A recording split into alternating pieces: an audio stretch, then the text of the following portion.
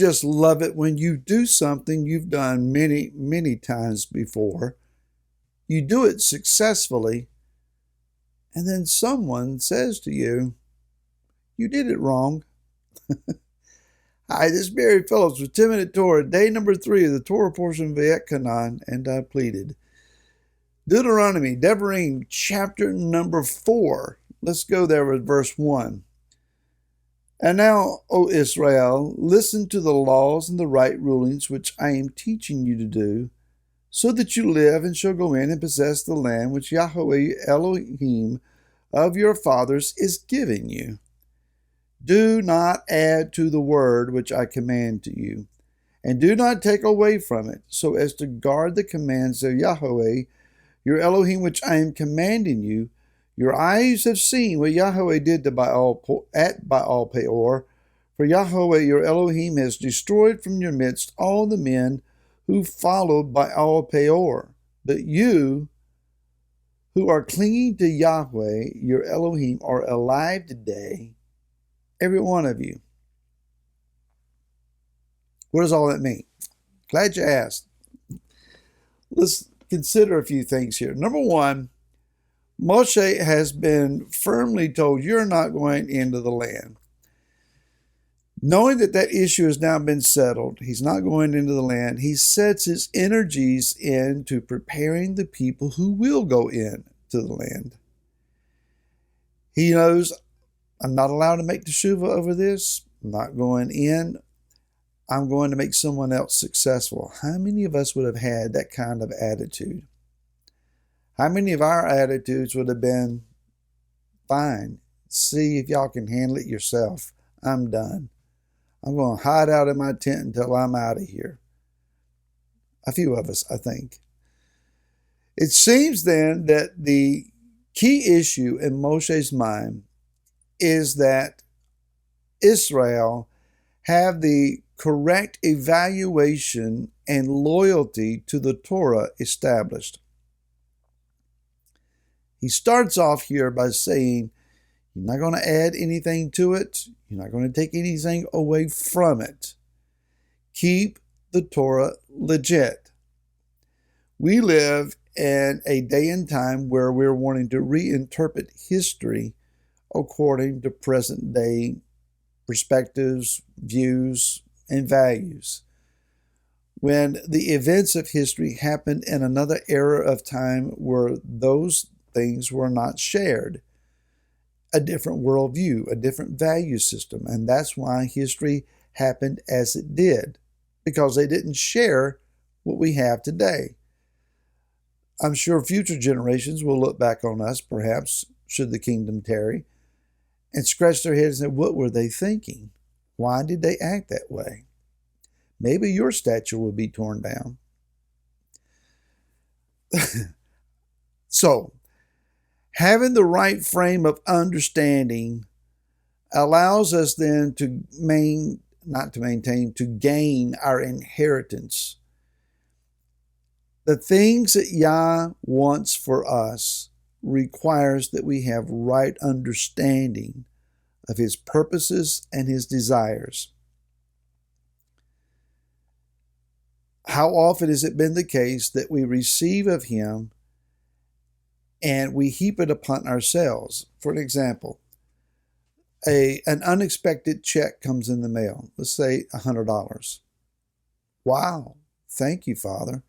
And we just assume that's for me to go to my favorite place and spend it on my favorite desire, whatever that might be. Without ever asking, okay, Father, you allowed this to come. What do you want me to do with it? Who does it go to? If we heap it upon ourselves, and that may be the purpose, Yah may be simply saying to us, I bless you, enjoy, wonderful. But if he is using you as a conduit to get it to somebody else or to apply it to a different situation, you're blessed in the giving of that far more than you would be by buying some particular thing.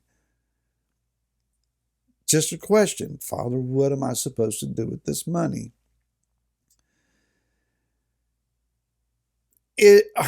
Let me ask a hard question here. Are there things that we are currently lacking because we fail to have a right understanding of what His truth is, or because we fail to walk in loyalty to His commands?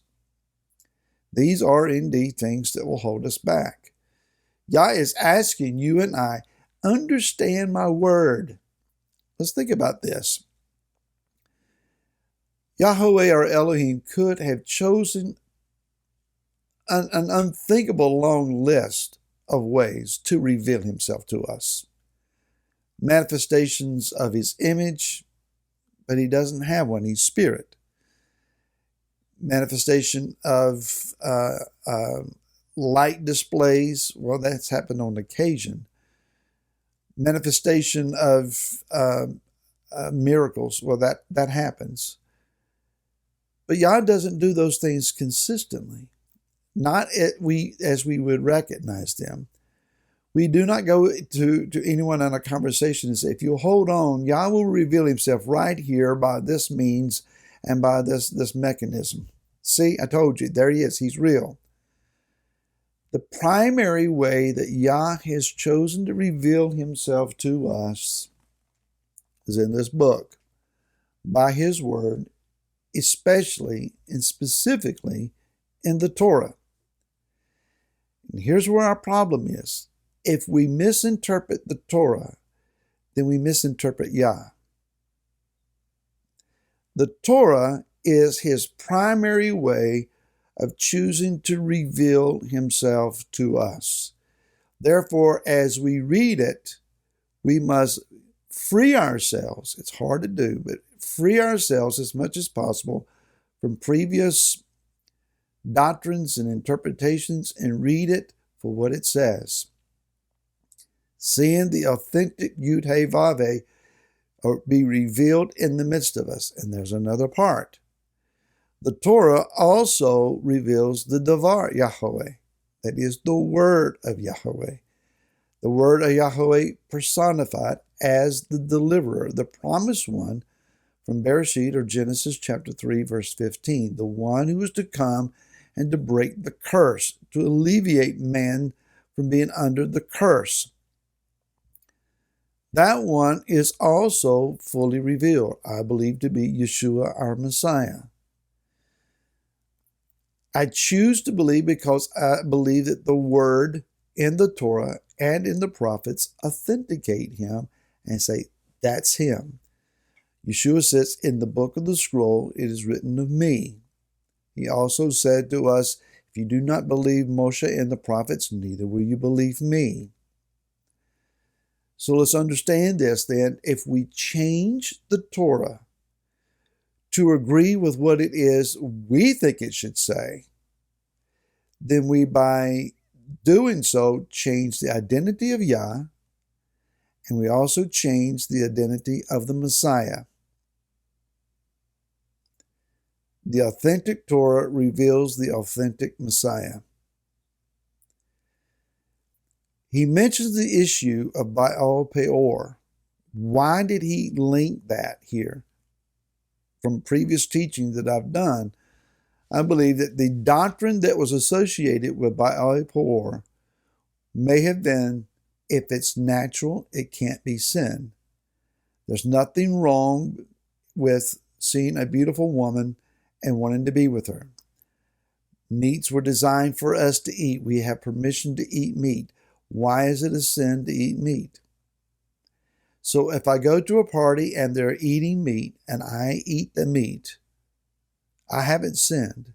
And if I see a beautiful woman and my natural inclination is to want to be intimate with her, I am designed to have the capabilities of intimacy, therefore it can't be sin. If it's natural, it's not sin. If that was indeed the doctrine, it led them into idolatry. Idolatry at Baal Peor. They changed the Torah to suit their own desires, and they were judged and destroyed. You can't change the Torah. It has to remain legit, or otherwise you change the Creator and you change the Messiah. More tomorrow. to the end. Shalom.